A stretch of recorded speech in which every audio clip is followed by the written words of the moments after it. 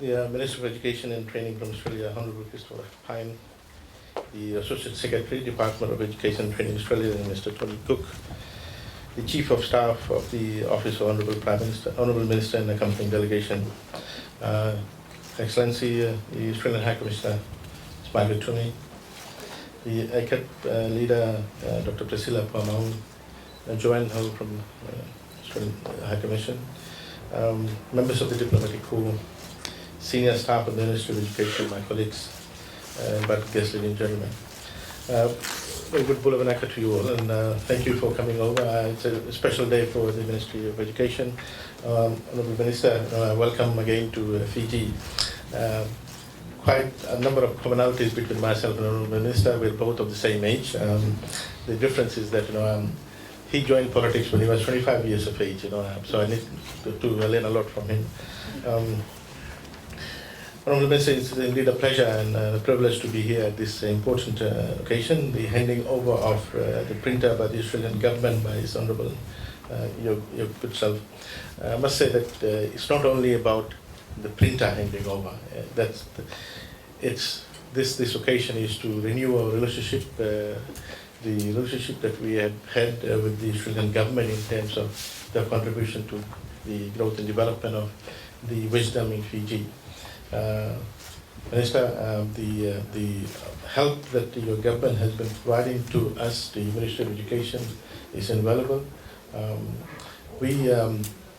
you know, the Prime Minister has announced last year that one of the vision he has is to build a knowledge-based society. This morning I was discussing with the Minister about this quest to build a knowledge-based society and how it will help us in terms of developing a Fiji that is based on logic, reasoning, decisions are made based on logic, reasoning, and have a scientific basis to it, rather than people making decisions based on emotions. The problems that we had in Fiji over the last 3 decades, to some extent, demonstrates our inability to deliver quality education, right education. Minister, as I mentioned this morning, the reforms that we are undertaking in Ministry of Education is we want to lift the benchmark of respect to the quality of product that we get out of our primary and secondary schools and universities as well.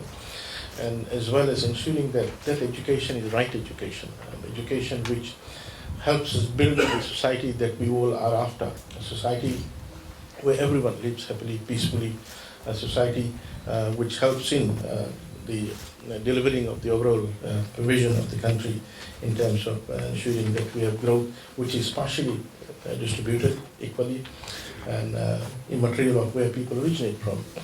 Minister, unlike developed economies like Australia and New Zealand, we've got additional challenges that we face in terms of delivery of our services in Fiji because we're confronted with different kinds of problems. The school system that we have, they are distributed across a number of small islands apart from the two mainland, and these gets us confronts us with different challenges with respect to distribution of services to these places where electricity is not provided, internet services may not be that good. We don't have adequate amount of infrastructure or quality infrastructure which is equivalent to what we have in urban areas. We have got problems of getting teachers to serve in these areas because of its remoteness and also because of other opportunities which they would get if they're serving in urban area. The cost of sending materials, sending infrastructure materials, the time it takes to deliver these materials. So the challenges that we are facing is quite different, and therefore we need to develop homegrown solutions to some of these challenges. We learn a lot from what you have in Australia, in New Zealand as well, but when we adopt those, we look at that and see how we could enhance those to meet the kind of special challenges that we face in Fiji. Minister, as I mentioned this morning, the reforms in Fiji is based on 3 key pillars. Pillar 1 is ensuring that we continuously relook at our content, review the content and develop the content so that the quality of product is second to none. As our students now are competing with students from the global market, not only in the global market but also at home too. Given that labor mobility is increasingly becoming a reality, our students are competing with students from other countries in Fiji as well in the labor market. So we are ensuring that in terms of Pillar 1, we're really looking at the content, and I think a lot of work will be done next year with respect to overall review, further review of the curriculum. It's a continuous project. Pillar 2 is we're looking at the quality of our staff, the delivery side, and assisting the staff, equipping the staff with the right kind of infrastructure so that they're able to deliver well. In the same token, we're also looking at the teacher training institutions in terms of how they prepare our staff to deliver the product of education. And Pillar 3 is which ICAP has really assisted us in terms of ensuring that we've got quality infrastructure which will affect the learning environment of students. So a lot of work has been done by our government through the ICAP project, and we now have charted or mapped out a 4-year project where we want to address this glaring inequality between the infrastructure of schools in the interior and maritime zone vis-a-vis the schools in the urban areas, the core.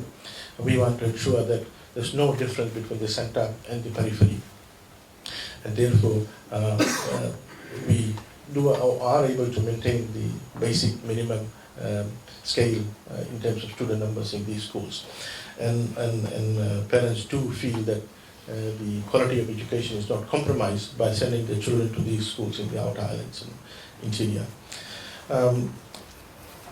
Minister, so these are the 3 key pillars that we are looking at. I was quite enlightened by the 4 pillars that you have, and the 2 pillars matches with the one we have. The 2 additional pillars that you have, one on parental engagement, that is something that we would want to look at next year, and definitely will borrow the wisdom that you have there in terms of your methodology of how we could have a better interface between parents and children. As I mentioned to you this morning, for some reason or the other, over the last 2 decades, parental involvement in children's education has actually faded, and parents have actually left it totally to the school system, which is affecting in terms of the quality of the educational product we get out of the primary and secondary school system. We want to get back, so we'll definitely gain from that pillar content that you have. The third one, the fourth one that you have is in terms of autonomy.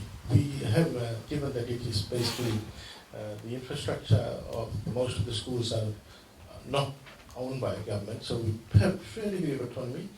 But in terms of, I think the model we have is slightly different. It's a very unique model, which is unique in the entire world in terms of infrastructure owned by the faith-based groups, so the community leaders, whereas we own the curriculum and we provide all the operating grant and teachers. So that's a unique model. Some of this we're keeping it aside to spread it over the 4-year term.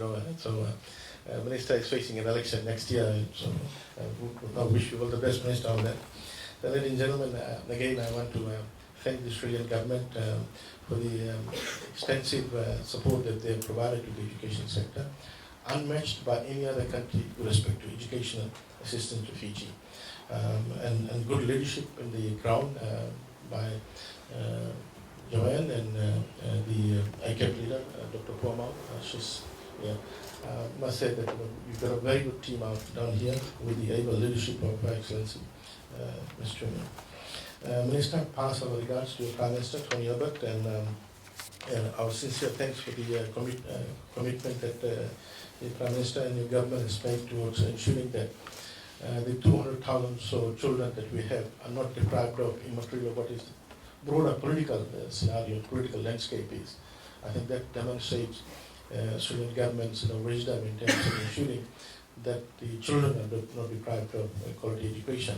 Political impasse definitely will subside, but we don't want to lose the generation in terms of pulling away resources that will help build the generation which is future Fiji. So, Minister, again, I wish you a very enjoyable and a productive, safe, a short stay here, and our colleagues here join myself in wishing you all the best and safe trip back home. Thank you very much.